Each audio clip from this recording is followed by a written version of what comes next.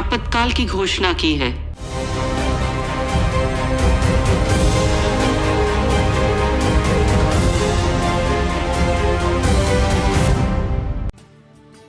आपातकाल की घोषणा ने देश की राजनीति में दूरगामी बदलाव की शुरुआत की और लोकतंत्र के मूल्यों की अहमियत भी दिखाई। 25 जून 1975 को रातों रात सब कुछ बदल गया। 26 जून 1975 का दिन भारत के इतिहास का सबसे काला दिन कहा जाता है। लोकतांत्रिक भारत का काला अध्याय 21 मार्च 1977 को खत्म हुआ। राष्ट्रपति फखरुद्दीन अली अहमद ने प्रधानमंत्री इंदिरा गांधी के अनुरोध पर धारा 352 के तहत आपातकाल की घोषणा की थी। आजाद भारत के दौर का ये सबसे विवादास्पद दौर माना जाता है। लोकनायक जयप्रकाश नारायण ने इसे सबसे काले घंटों की संज्ञा दी। इस घोषणा के तुरंत बाद रातों रात कई नेता हिरासत में ले लिए गए। वास्तव में 25 जून की घटनाओं की जड़ 12 जून 1975 थी। उस दिन सुबह सुबह ये खबर आई कि अदालत ने फैसला सुनाया है कि इंदिरा गांधी ने 1971 में रायबरेली चुनाव जीतने के लिए सरकारी मशीनरी का गलत इस्तेमाल किया था और इस कारण न्यायालय ने उनका चुनाव रद्द कर दिया और उन्हें 6 साल के लिए चुनाव लड़ने के लिए अयोग्य भी घोषित कर दिया। अदालत का यही फैसला आपातकाल लागू करने का मुख्य कारण बना, लेकिन सरकार ने सुरक्षा, पाकिस्तान के साथ युद्ध, सूखा, 1973 के तेल संकट का हवाला देते हुए इन्हें राष्ट्रीय सुरक्षा के लिए खतरा बताया। सरकार ने दावा किया कि हड़तालों और विरोध प्रदर्शनों के कारण देश की गति रोक रही है। सरकार ने आंतरिक अस्थिरता का हवाला देते हुए कहा कि इससे देश की सुरक्षा को खतरा है। वहीं आज भी लोगों को याद है कि इस दौरान जबरन नसबंदी की गई, राजनीतिक गिरफ्तारियां हुई और बड़े पैमाने पर झुग्गी झोंपड़ियों का सफाया किया गया। जयप्रकाश नारायण, चंद्रशेखर, मोरारजी देसाई, अटल बिहारी वाजपेयी, लाल कृष्ण आडवाणी जैसे धुरंधर नेताओं को बिना किसी कारण जेल में डाल दिया गया। लाल कृष्ण आडवाणी ने इसे नाजी शासन का एक रूप बताया और इंदिरा गांधी के कदम की तुलना हिटलर से की। आपातकाल से पहले देश एक बदलाव के दौर से गुजर रहा था।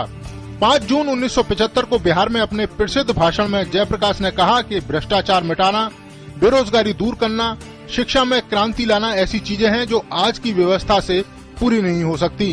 उन्होंने कहा यह तभी संभव है जब संपूर्ण व्यवस्था बदल दी जाए। पहली बार जेपी ने संपूर्ण क्रांति के शब्द का इस्तेमाल किया।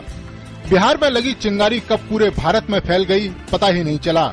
1975 में अदालत में गांधी पर चुनावों में भ्रष्टाचार का आरोप साबित हो गया और जयप्रकाश ने उनके इस्तीफे की मांग की। लेकिन कुछ समय बाद ही इंदिरा गांधी ने राष्ट्रीय आपातकाल की घोषणा कर दी। जेपी के नाम से मशहूर जयप्रकाश नारायण घर घर क्रांति के पर्याय बन गए। उस समय राष्ट्रकवि रामधारी सिंह दिनकर ने कहा था कि सिंहासन खाली करो कि जनता आती है। पूरे उत्तर भारत में कांग्रेस विरोधी लहर थी, लेकिन किसी को भी ये आभास नहीं था कि इंदिरा गांधी भी चुनाव हार सकती हैं। लेकिन जब नतीजे आए तो आधी रात को आकाशवाणी से घोषणा हुई कि रायबरेली लोकसभा सीट पर प्रधानमंत्री इंदिरा गांधी अपने प्रतिद्वंदी जनता पार्टी के राज नारायण से करीब 55,000 मतों से चुनाव हार गयी, तो पूरा देश स्तब्ध रह गया। आपातकाल का दंश झेल रही देश की जनता के लिए ये व्यक्ति से ऊपर लोकतंत्र की जीत थी। इसके बाद 1977 में चुनावों की घोषणा की गई। इस आपातकाल ने कांग्रेस को बुरी तरह से हार दिलाई और आजाद भारत में पहली बार मोरारजी देसाई के नेतृत्व में गैर कांग्रेसी सरकार बनी। उस समय मुझे उस जेल में रखा था चंडीगढ़ में, पहले दिल्ली जेल में, वहां से अम्बाला से चंडीगढ़ और चंडीगढ़ में पीजीआई में उसी कमरे में रखा जिसमें जयप्रकाश नारायण जी को रखा था। जयप्रकाश जी उस समय छूट के चले गए थे, उन्होंने भूख हड़ताल की थी और उनको फिर वहाँ से लगभग उस समय जब लगा कि अब उनका निधन हो जाएगा तो उन्होंने दूसरी जगह पे शिफ्ट किया। मैं जब उस कमरे में गया तो खिड़कियों में और जो रोशनदान तक उनको लकड़ियों से इस तरह से ख़त्म किया गया था कि ना सूरज की रोशनी आती थी न चाँद की। मैं जितने दिन भी वहाँ रहा न मैंने चाँद देखा न मैंने सूरज देखा और ऐसी जगह पर जयप्रकाश जी को रखा गया था और लाखों लोग गिरफ्तार हुए और उनकी गिरफ्तारी का कोई कहाँ उनकी बाद में यातनाओं का कुछ समाचार पत्रों में छपा था। 25 जून 1975 कांग्रेस की इंदिरा गांधी की सरकार ने देश भर में इमरजेंसी यानी आपातकाल घोषित कर दिया था।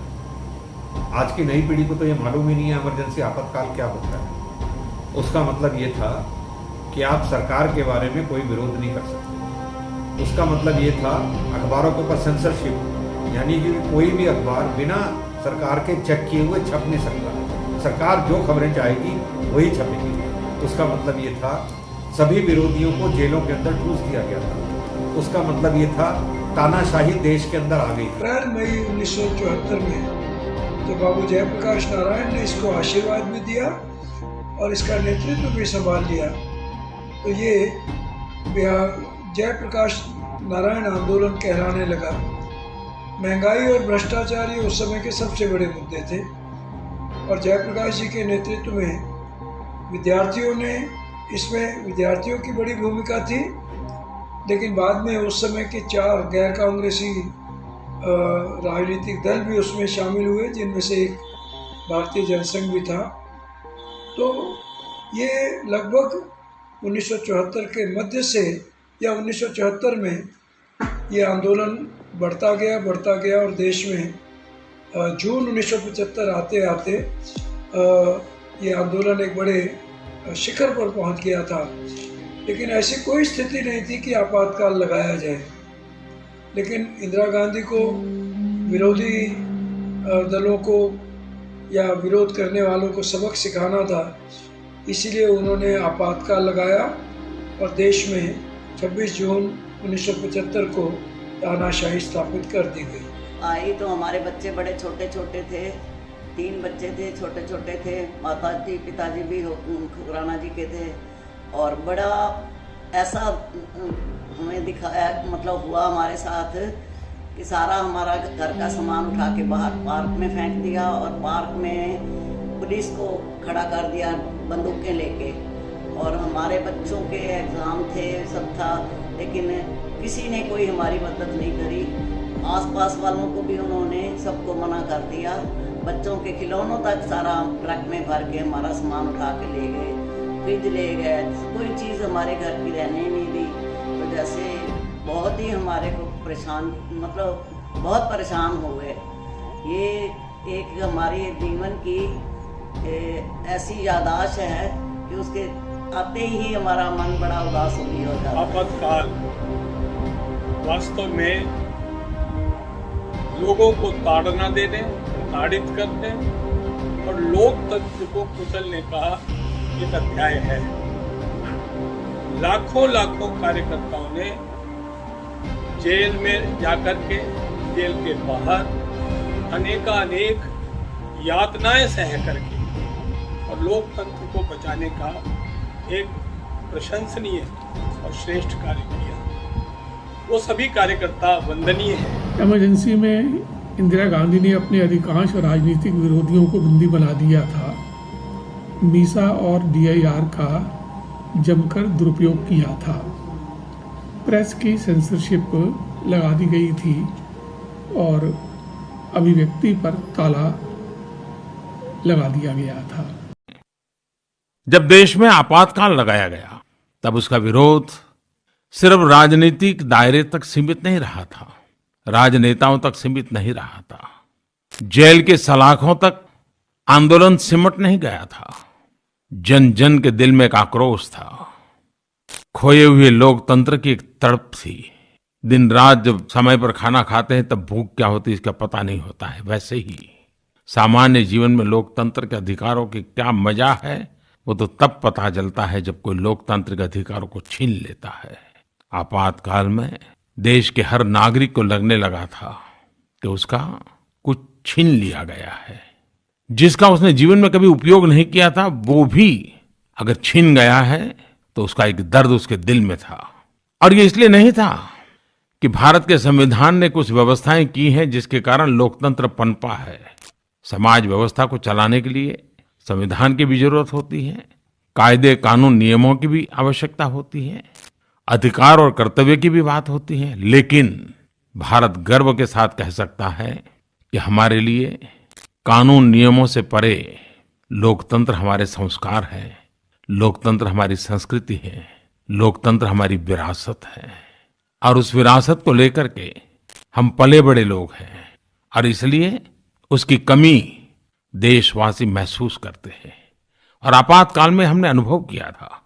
और इसीलिए देश अपने लिए नहीं, एक पूरा चुनाव अपने हित के लिए नहीं, लोकतंत्र की रक्षा के लिए आहूत कर चुका था। शायद दुनिया के किसी देश में वहां के जन जन ने लोकतंत्र के लिए अपने बाकी हकों की, अधिकारों की, आवश्यकताओं की परवाह न करते हुए सिर्फ लोकतंत्र के लिए मतदान किया हो, तो ऐसा एक चुनाव इस देश ने 77 में देखा था।